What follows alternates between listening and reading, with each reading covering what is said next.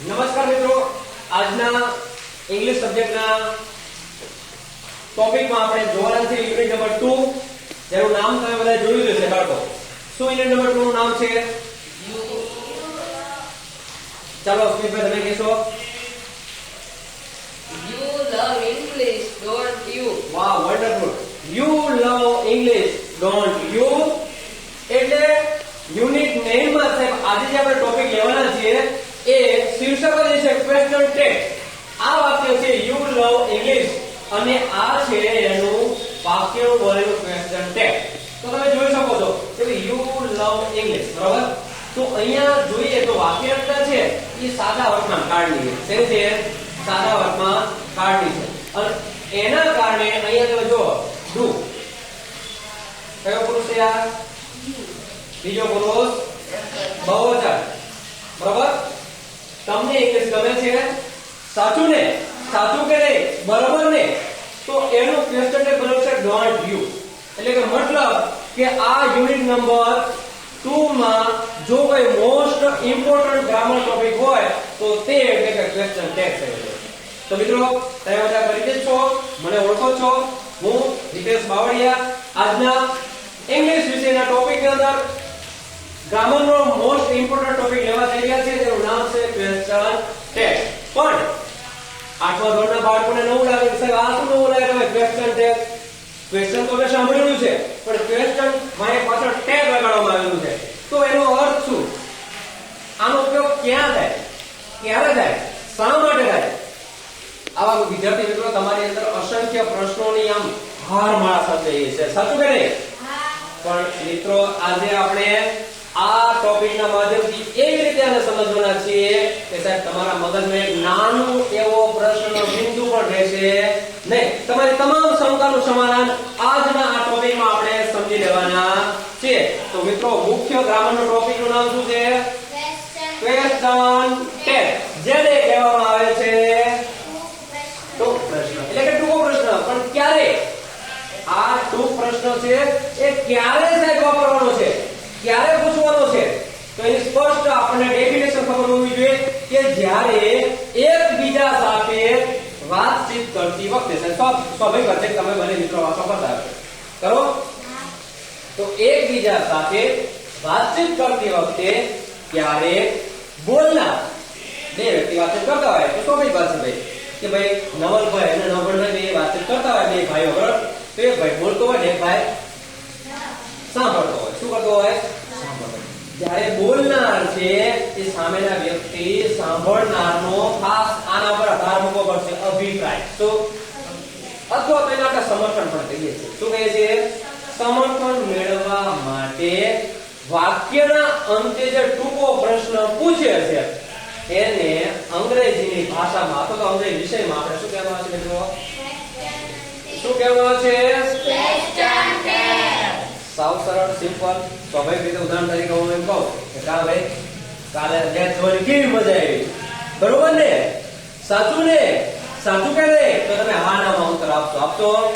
તો કહેવાનો મતલબ કે તમે અહીંયા સ્પષ્ટ સમજી ચૂક્યા છો કે જ્યારે કોઈ બોલનાર વ્યક્તિ છે એ સામેની સાંભળનાર વ્યક્તિને પોતે જે કઈ વાત કરી રહ્યો હોય એ વાક્યના અંતે ટૂંકો પ્રશ્ન પૂછે છે એનો અભિપ્રાય અથવા તો સમર્થન મેળવવા માટે. ઘણા બધા ઉદાહરણ આપીશ મિત્રો, તમને કોઈ પણ જાતનું શંકાનું સમાધાન આ ટોપિકમાં રહેશે નહીં, બરાબર? હું એમ કહું કે વાહ સચિન તેંડુલકર મહાન ક્રિકેટર છે. સાચું કે નહીં? સાચું ને? બરોબર ને? તો તમે કઈક ને કઈક જવાબ આપશો મને. આપશો કે નહીં આપો? તો આ વાક્યના અંતે મેં જે ટૂંકો પ્રશ્ન પૂછ્યો એને ઇંગ્લિશમાં શું કહેવામાં આવે છે? મોટેથી બોલો. તમને આટલી તો વ્યાખ્યા સ્પષ્ટ મગજમાં સ્પષ્ટ થઈ ગઈ હશે કે ભાઈ એકબીજા સાથે વાતચીત કરતી વખતે બોલનાર છે એ વાક્યના અંતે ટૂંકો પ્રશ્ન શા માટે? તો કે એનો અભિપ્રાય મેળવવા માટે. ઘણી વખત એવું હોય બે માણસ કે બે વ્યક્તિ વાત કરતા સામેનો માણસ જે છે ને એ હુઈ ગયો હોય, આવું પણ બની શકે. ત્યારે ભાઈ એનો અભિપ્રાય મેળવવા માટે કે સાચું કે નહીં, બરોબર ને, સાચું ને, આવો ટૂંકો પ્રશ્ન વાક્યના અંતે પૂછે છે. અને ઇંગ્લિશની ગ્રામરના ટોપિકમાં શું કહેવામાં આવશે? ક્વેશ્ચન ટેગ કહેવામાં આવે છે. તો સાહેબ આપણે એમ થાય કે સાહેબ આ ટોપિક તો અમે ક્યારેય વાંચ્યો નથી, સાંભળ્યો નથી, સમજ્યા નથી, તો અમને આ કઈ રીતે આવડી શકે? વિદ્યાર્થી મિત્રો, ચિંતા કરવાની બિલકુલ જરૂર નથી. તમે આ વિડીયો જોશો એટલે હું તમને ગેરંટી સાથે કહું છું કે સાહેબ તમને ક્વેશ્ચન ટેગમાં કોઈ પણ જાતની ક્વેરી રહેશે. બરોબર? આ મારી ગેરંટી છે. જોઈએ, સમજીએ, એક્ઝામ્પલ સાથે સમજાવીએ જેથી કરીને તમારા મગજમાં કોઈ પણ જાતના ક્વેશ્ચન બિંદુ રહેશે નહીં. એક્ઝામ્પલ અહીં આપેલું છે, અહીંયા તમે જોઈ શકો છો. હા, અમિતભાઈ જરા આ એક્ઝામ્પલ વાંચી બતાવો. મોટા અવાજે. Rohit is a great cricketer. ઓ, આજની દુનિયામાં, ક્રિકેટની દુનિયામાં રોહિતનું નામ સૌ મોટું સાહેબ. રોહિત શર્મા અને ઓહો, વર્લ્ડ ક્લાસનો બેટ્સમેન કહેવાય છે. બરોબર? એના વગર આખી ટીમ ફીકી લાગે છે. બરોબર? ત્યારે અહીંયા મેં એવું જ એક્ઝામ્પલ લીધું છે કે જેથી તમને પણ મજા આવે અને સમજે છે. મેં એવું એક્ઝામ્પલ લીધું કે Rohit is a great cricketer. Rohit એક ભવ્ય મહાન ક્રિકેટર છે. આ વાક્ય તમારી નજર બધા દેખાય છે. તો વાક્ય તમને આવડે છે કે આને શું કહેવાય? કર્તા. આ છે ટુ બી નો રૂપ. આ વિશેષણ લગાડ્યું છે કે ક્રિકેટર છે પણ કેવો? ગ્રેટ છે. બરોબર? મહાન ક્રિકેટર છે. તો વાક્ય રચના છે. હવે ક્વેશ્ચન શું બન્યું કે ભાઈ ટુ બી નું ઇઝ. આ વાક્ય હગાર છે કે નકાર છે? કોણ કહે છે? ચાલો ચેક કરો. આ વાક્ય હગાર કહેવાય કે નકાર કહેવાય? Rohit is a great cricketer. નવલભાઈ? નકાર. સરસ. નવલભાઈ આપણે કીધું કે સાહેબ આ તો હકાર રચના છે. સાચી વાત છે. જો નકાર હોત તો શું વાત? Rohit is not a great cricketer. ભાઈ રોહિત મહાન ક્રિકેટર નથી. પણ હકાર વાક્ય છે એ તમને સ્પષ્ટ ખબર છે. ક્વેશ્ચન ટેગ શીખવા માટે તમને વાક્ય રચના હકાર છે કે નકાર આ આવડવું જરૂરી છે. અને તમે બધા આવડે, મને વિશ્વાસ છે તમારા પર. આવડે કે આવડે? આવડે.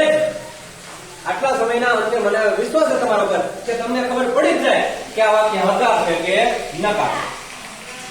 તો અહીંયા ક્વેશ્ચન ટેગ કઈ રીતે બનાવવો એના માટેના અંગ્રેજીમાં કેટલાક નિયમો છે અને એ નિયમો આપણે સમજી લઈએ. અને સાહેબ તમે અડધી રાતે ઊંઘમાં તમને કોઈ જગાડે કે રક્ષાબેન આલો આ વાક્ય આનું તમે ક્વેશ્ચન ટેગ બનાવો. સાહેબ હું એવું માનું છું કે અડધી રાતે તમને જગાડે તો તમે પૂતા હોતા ક્વેશ્ચન ટેગ બનાવી દેજો. આટલો મને આ મારા ટોપિક ઉપર વિશ્વાસ છે અને તમને પણ બધાને હશે. તો જોઈએ કે ભાઈ અહીંયા આપણે જોયું તો ક્વેશ્ચન ટેગ કઈ રીતે બન્યું? વાક્ય હકાર હતું તો કે હા વાક્ય હકાર હતું એટલે અહીંયા ક્વેશ્ચન ટેગ હંમેશા કેવું બને?